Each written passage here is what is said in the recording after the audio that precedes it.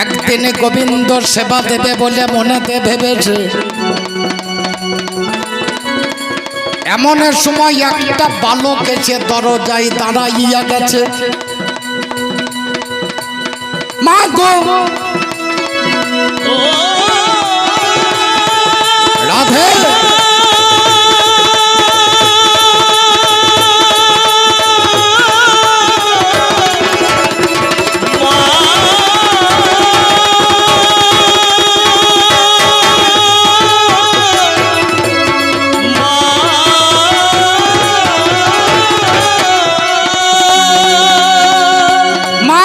যদি কিছু খাবারে দাও মোড়ে, তাহলে প্রাণে বাঁচি, তা ছাড়া যাব মরে। বাড়ি এসে দেখে একটা বালকে দাঁড়িয়ে রয়, কোলে করে নিয়ে মাতা ঘরেতে পৌঁছায়। বাচ্চা রে, আমার কথা শোন, এক্ষুনি ফিরে আসবে বলিছে দাম্ভ। ফিরে এলে তোকে আমি খাবার খাওয়াইব,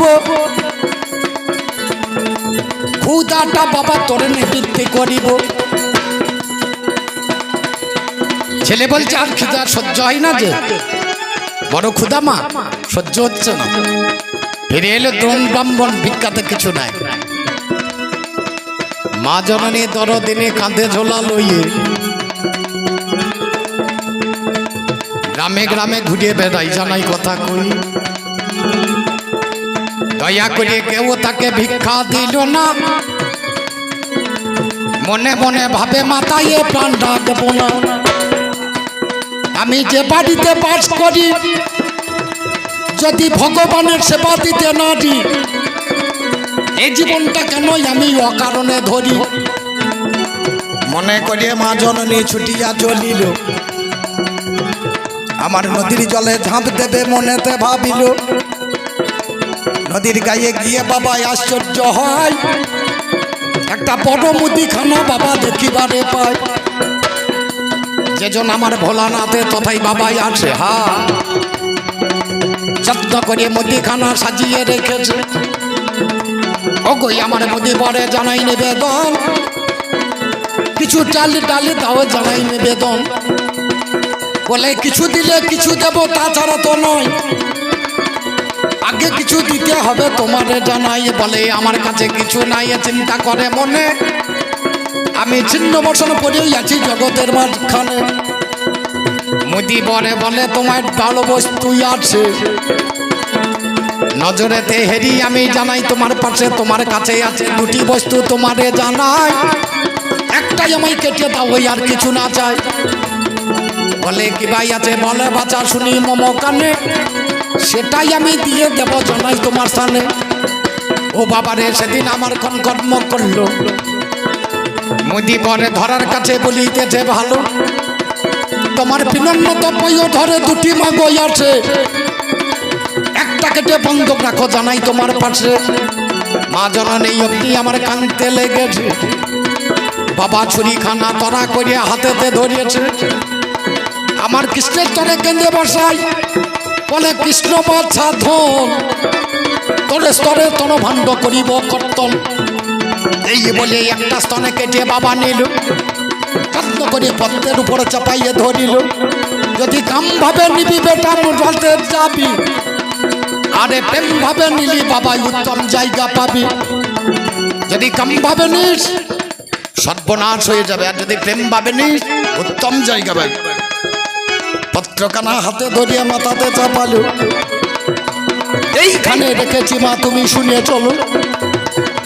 মাথা থেকে নামাইয়ে নিচেতে ফেলাই, সঙ্গে সঙ্গে একটা বৃক্ষের জন্ম হয়ে যায়।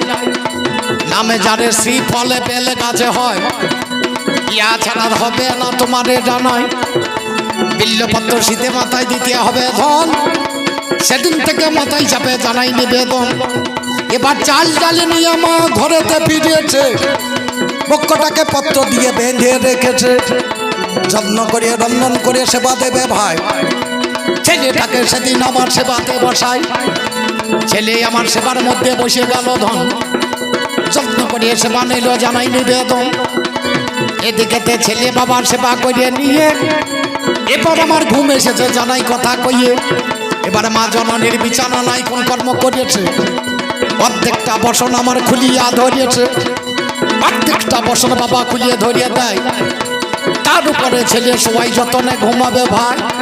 ছেলে বলে এভাবেতে ঘুম তোই আসে না, একটা স্তন মুখে দাও করিয়ে বিবেচনা। মাই আমার একটা স্তনে বদনেতে দিল, এইবার ঘুমও বাচ্চা তুমি শুনিয়ে চলো।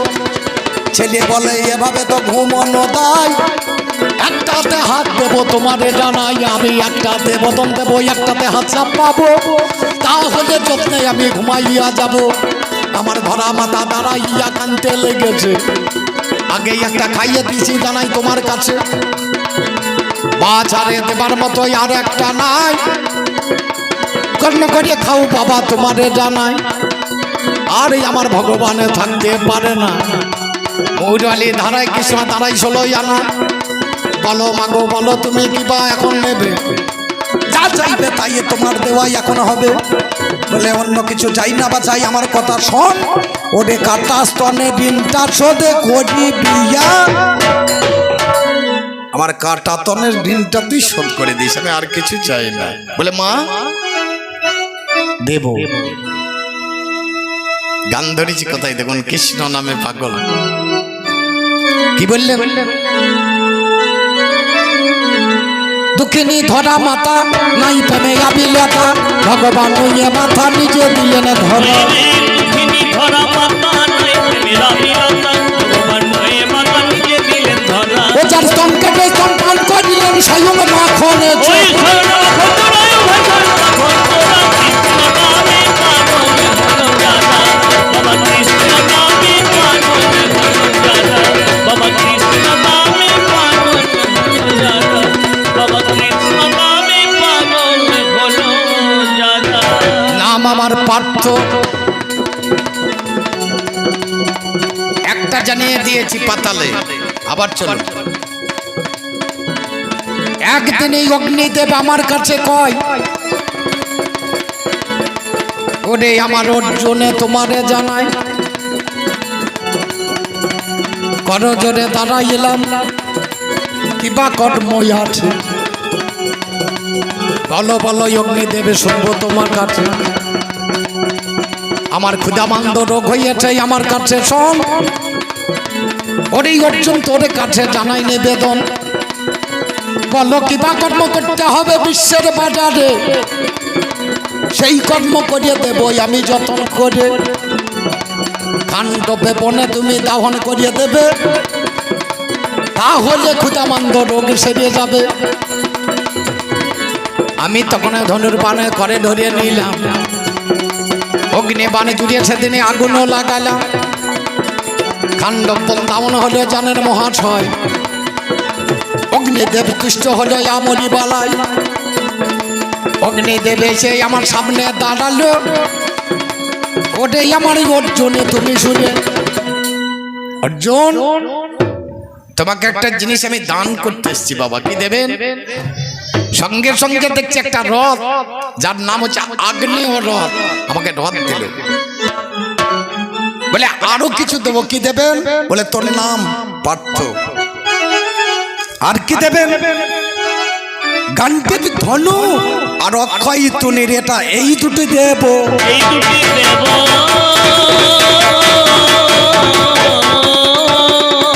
অক্ষয় তুনির মানে বাবা যত বান তুলবো তত বান আবার ঢুকে যাবে, বড় মজার জিনিস। এর অক্ষয় তুনির আমাকে দিয়েছিলেন কে? অগ্নিদেব। এই ধনুটা পেলেন কোথায়? বৃহস্পতি কিয়তে যজ্ঞ বংশ মেব সমুদ্ভবম, যদ বংশে কিয়তে বংশী গোপী মনোহর কথা। এই কুরুক্ষেত্রের মাঠের পূর্ব নাম ছিল সামন্ত পঞ্চক। কুরুক্ষেত্র মাঠের নামে এমনি এমনি কুরুক্ষেত্র হয়ে যায়, এর নাম ছিল সামন্ত পঞ্চক।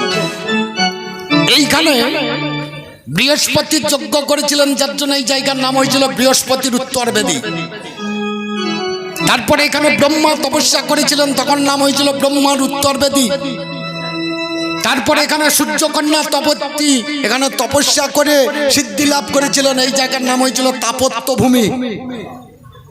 তারপরে এই জায়গায় কুরু রাজা এসে তপস্যা করে এই জায়গার নাম হয়েছে কুরুক্ষেত্র। বহু পরে এই জায়গাতেই একটা এরণ্ড বৃক্ষ উঠেছিল। এরণ্ড বৃক্ষ মানে বাঁশ।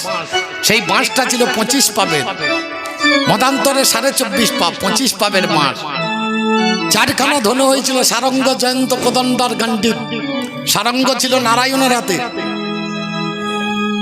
কোদণ্ড জয়ন্ত ছিল শিবের হাতে, কোদণ্ড ছিল ইন্দ্র রাজার হাতে, আর গান্ডীব ছিল অগ্নিদেবের হাতে।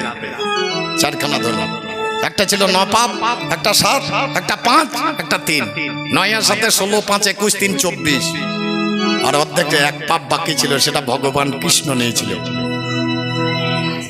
বাসি করেছে, পরিষ্কার করে নেন।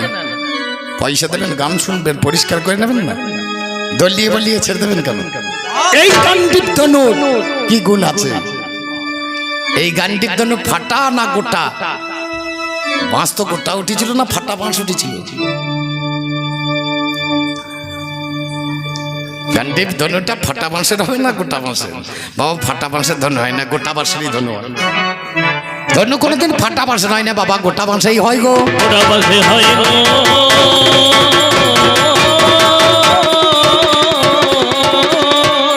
10 ইন্দ্রিয়, ষড়রিপু, পঞ্চভূত, 10, 6, 16, 5, 21, মহাভূত, অহংকার, মন, এই নিয়ে 24টা চারখানা ধনুর হয়েছে গঠন।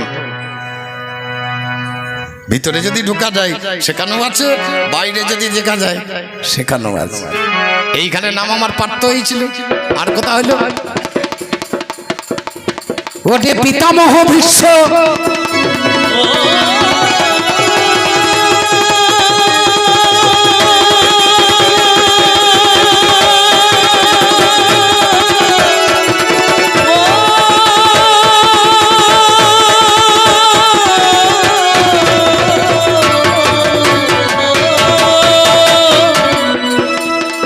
যখন দশম দিনে যুদ্ধে গিয়েছিল, অর্জুনই একটা বানে ছেড়ে বুকে বিদ্ধ করলো। শত শত বান গিয়ে ভীষ্মের গায়ে বিঁধে যায়। সরসজ্জায় পড়ে গেলেন ভীষ্ম মহাশয়। চিৎকার করে ডাকছে বিশ্বদেব, বাবার এই বিছানা আমার ঠিক হয়েছে, কিন্তু এখনো বালিশ হয় নাই, একটা বালিশ দাও। চারিদিকে সবাই ছুটছে বালিশ নিয়ে। যুধিষ্ঠির বালিশ নিয়ে ছুটছে, আমার দাদা ভীম বালিশ নিয়ে ছুটছে, দুর্যোধন বালিশ নিয়ে ছুটছে। ভগবান আমাকে বলছে উপযুক্ত বালিশ দান করো। বললাম ভগবান, গুরুস্থানে বানে মারো, বালিশ একটা হবে। গুরুস্থানে বানে মারো, বালিশ একটা হবে। বিদলেতে মারিবান জানি ভবারে নবে, আমি বিদলেতে মারিবান জানি ভবারে নবে।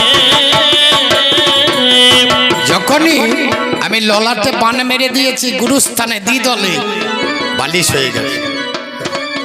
বলে অর্জুন, উপযুক্ত বালিশ তুমি দান করেছো, এবার একটু জল দান করো।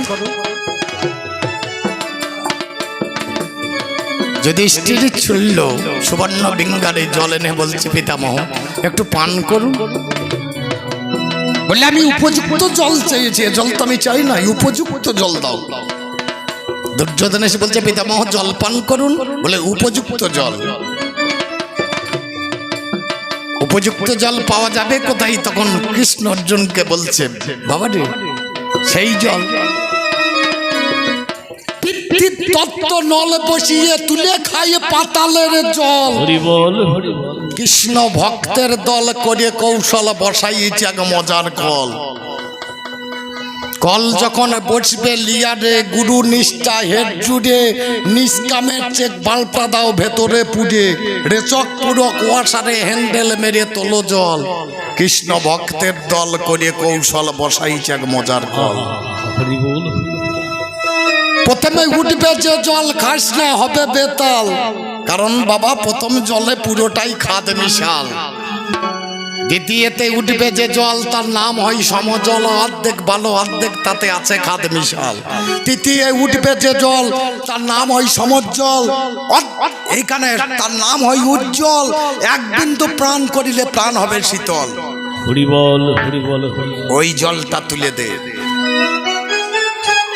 কারণ স্বর্গের সুরধ্বনি আমাদের মর্তে আছে ভাগীরথী আর পাতাল আছে ভোগবতী। বিশ্বদেব বলছে আমার মায়ের দুগ্ধ আমি একটু পান না করে আমি শান্তি পাচ্ছি না। বিশ্বদেবের মাতা হচ্ছে গঙ্গা, তাহলে গঙ্গা আছে কোথায়? মর্তে ভাগীরথী, স্বর্গ আছে সুরধ্বনি আর পাতাল আছে ভোগবতী। বিশ্ব যেখানে সরস্বজ্জায় পড়েছে ওখানে গঙ্গা নেই, বলে আমাকে তুলে দাও। পাতালে আছে ভোগবতী। অর্জনে গান্ডে বিঘানা ধরে ভাই অপমান সেদিন দিও বাবা ছেড়ে, ভাগ করে দিল আপনি বরুণ বানে জুড়িল, তলা থেকে জল বাবা উপরে আনিল। গঙ্গার জল তুলে এনে ভীষ্মের মুখে দেয়, পার্থ বলে ভীষ্ম ডাকে তোমারে যা। তিন ভাবে দিলাম, তোমার যেটা দরকার সেইটাই নিও, যেটা দরকার সেইটাই নিও, তোমার যেটা দরকার সেটাই নিও, তোমার যেটা দরকার সেইটাই নিও। আর একটা কথা আমি শুনলাম কানে লাগলো, তোমরা 5 ভাইয়ে একটা মেয়েকে বিয়ে করেছো, তা করেছি তা ক্ষতি হয়েছে নাকি? ও মা, এখন চাষাদের ছেলের যে অবস্থা, বেশিরভাগ ছেলের বিয়ে হয় না নাকি? যারা 2 ভাই 3 ভাই 4 ভাই আছে, একটা মেয়েকে বিয়ে করলেই তবে কাপড় কম লাগবে, খাবার কম লাগবে, আমাদের মতো করলেই হবে। এ বিয়ের সঙ্গে ওই বিয়ে এক করে দিস না। আমরা 5 ভাই, প্রাণ অপান সমান উদান ব্যান, আমরা পঞ্চপাণ্ডব পঞ্চপ্রাণ। আর এখানে নারী আছে কুলকুণ্ডলিনী, একে 5 জনেই বিয়ে করে, 2-1 জন হলে হবে না। রাধে, এটা বাইরের কথা। আর যদি শাস্ত্রে ঢুকিয়ে দেন, যে পাবে উত্তর করে নেবেন সেইভাবে করে দেবো, কোনো অসুবিধা নাই। এর নাম দ্রৌপদী। দ্রৌপদী মানে 2 পা নাকি? ত্রিপদী মানে 3টে পা, চতুষ্পদী মানে 4টে পা। তাহলে দ্রৌপদী মানে 2 পা। আমার মায়েদের কটা করে পা আছে? আমি যখন বিয়ে করতে গিয়েছিলাম, আমার আগে 2 জন বিয়ে করে বসে আছে। এক শাঁকারি গিয়ে শেখা পরিয়ে দিয়েছে, শাঁকা একটা স্বামী, লোহা একটা স্বামী, সিন্দুর একটা স্বামী, যে সিন্দুর পড়ায় মানে আমি একটা স্বামী, আর একটা স্বামী আমার মায়ের স্বামী, আমার বাবার স্বামী, আমার দাদুর স্বামী, আমার দিদিমণির স্বামী, যে হচ্ছে জগৎ স্বামী ভগবান শ্রীকৃষ্ণ। তাহলে প্রত্যেক মেয়েটিরও 5টা করে স্বামী চাই। এ গেল একদিক, এ গেল যুক্তি। এবার আসলে কথা শোনো, সেদিন 10টা মনে ছিল,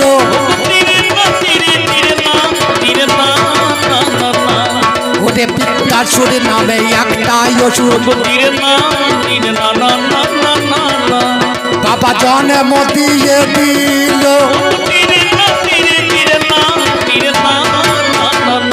নাম হচ্ছে তষ্টামুনি। তষ্টামুনি প্রথম এক অসুরের জন্ম দেয়, তার নাম হচ্ছে বৃত্তাসুর। বলে এই অসুরকে মারা যাবে না, মারতে হলে কি করতে হবে? দধিচি মুনির কাছে যেতে হবে। দধিচি মুনি যদি বক্ষের একটা হাড় কেটে দেয় তাহলে এই অসুর মরবে। ওই হাড় থেকে বর্জ্যের জন্ম হবে, ওই বর্জ্য দিয়ে এই অসুর মারা যাবে। দধিচি মুনির কাছে গিয়ে দেবতারা করে জোরে দাঁড়ালেন, একটা হাড় কেটে দিলেন। মানে অত বাবা বলতে গেলে, পরিষ্কার করতে গেলে হবে না, আমার অত সময় নাই। তাহলে কেটে দিয়ে যখন দধিচি মুনি হাড় কেটে দিলেন, বর্জ্য তৈরি হলো, বৃত্তাসুর মারা গেল। 10টা মুনির ছেলে রেগে গিয়েছে, খুব কমণ্ডল হাতে নিয়ে মনে মনে ভাববে যে আরে ইন্দ্র রাজাকে আমি বাঁচিয়ে রাখবো না। 10টা মুনি খুব রেগে গেছে, দেবরাজ ইন্দ্রকার পৃথিবীর মধ্যে আমি রাখবো না। হাতে কমণ্ডলু জল নিয়ে ছুটেছেন স্বর্গের দিকে। ভয়ে ইন্দ্র রাজা বাবা 5 ভাগ হয়েছে, 5 ভাগ হয়েছে,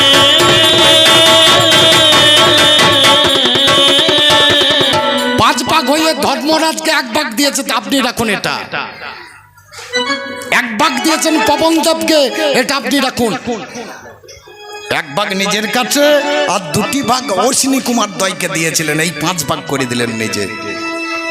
5 ভাগ হয়ে যখন চলে এলেন তষ্টামণি, দেবতারা গিয়ে স্তুতিবাদ করলেন, ইন্দ্র রাজা গিয়ে পায়ে ধরে ক্ষমা চাইলেন, মণিবর শান্ত হলেন, বাঁচিয়ে দিলেন ইন্দ্র রাজাকে। ইন্দ্র রাজা বলছে, আচ্ছা মণিবর, আমি যে 5 ভাগ হয়ে গেছি, আমি এক জায়গা কি করি হব? বলে এখন আর হবে না,